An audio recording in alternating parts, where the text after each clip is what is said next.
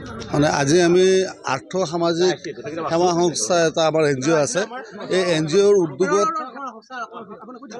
NGOৰ উদ্যোগত আমি এই আৰ্থ সামাজিক সেৱা সন্থা বুলি আমাৰ এটা NGO আছে, যিটো NGOৰ উদ্যোগত আমি আজি পথ সুৰক্ষা সপ্তাহ পালন কৰিছোঁ। ৰাষ্ট্ৰীয় পথ সুৰক্ষা সপ্তাহৰ লগত সংগতি ৰাখি আজি আমি এই পথ সুৰক্ষা সপ্তাহটোৰ লগত আমি সকলো গাড়ীৰ ড্ৰাইভাৰ, গাড়ীৰ চালক, ই ৰিক্সাৰ চালক বা আমাৰ মঙলদৈৰ বিভিন্ন ধৰণৰ চালক বা গাড়ীৰ লগত জড়িত সকলো ব্যক্তিকে মাতি আনি ইয়াতে পথ সুৰক্ষা সপ্তাহৰ বিষয়ে অলপ অৱগত কৰিছোঁ।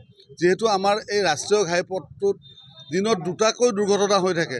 বিভিন্ন ধৰণৰ দুৰ্ঘটনাৰ ফলত আমাৰ জন ধন বহুত ক্ষয়ক্ষতি হৈ আছে।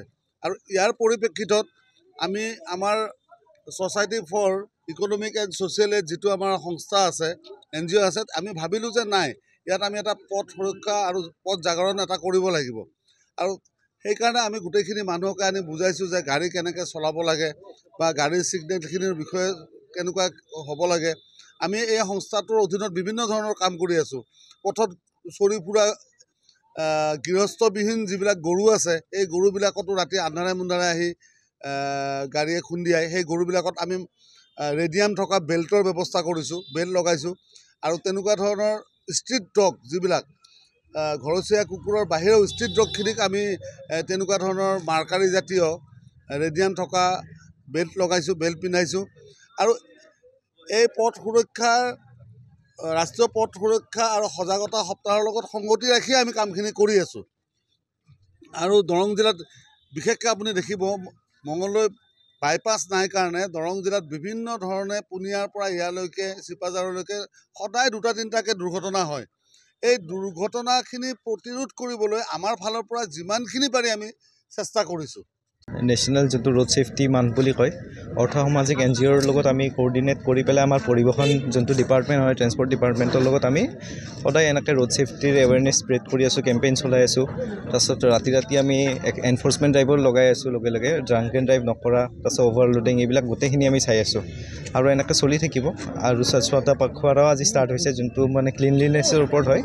ৰোড ছেফটিৰ ওপৰতে আমি মেইনলি আজি ফ'কাছ কৰি পেলাই গোটেইখিনি চলাই আছোঁ। আৰু এনেকৈ আগৰ পৰা 1 তাৰিখৰ পৰা চলি আছে। আজি কৰিও বহুতখিনি ভাল লাগিছে, এৱেৰনেছ স্প্ৰেড হৈছে, আমাৰ NCCৰ বাচ্চাসকলো আহিছে।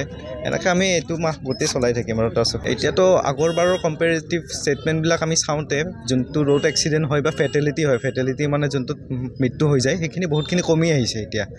আৰু লগতে লাৰ্ণাৰ্ছ লাইচেঞ্চ বা ড্ৰাইভিং লাইচেঞ্চ যোনখিনি দিওঁ, আমি সেইখিনি বহুত ষ্ট্ৰিক্টলি ফ'ল' কৰি আছোঁ। এনে কোনো লাইচেঞ্চ নাপায় এতিয়া, ভালকৈ চলাব পাৰিলেহে পাব সেইখিনি গোটেইখিনি। লগতে গাড়ীৰ ফিটনেছখিনি আমি চাওঁ, যাতে চলোৱাজনৰ লগতে গাড়ীখন ঠিকে আছে, সেইখিনি গোটেইখিনি চাইছে। আমাৰ এতিয়া আগৰবাৰতকৈ এতিয়াখিনি বহুতখিনি কমি আহিছে আৰু আশা কৰোঁ আৰু কমি আহিব। ৰাইজক কি আহ্বান জনাব বিহু উপলক্ষে? বিহুৰ প্ৰথমতে শুভেচ্ছা থাকিল চবকে বিহু, কিন্তু এইটো পাহৰি যাব নালাগে যে চেলিব্ৰেট কৰাৰ লগতে আমি ছেফটিটো লগতে ৰাখিব লাগিব। এনেকুৱা নহয় যে মদ খাই পেলাই আমি গাড়ী চলাইছোঁ, ফূৰ্তি কৰিছোঁ।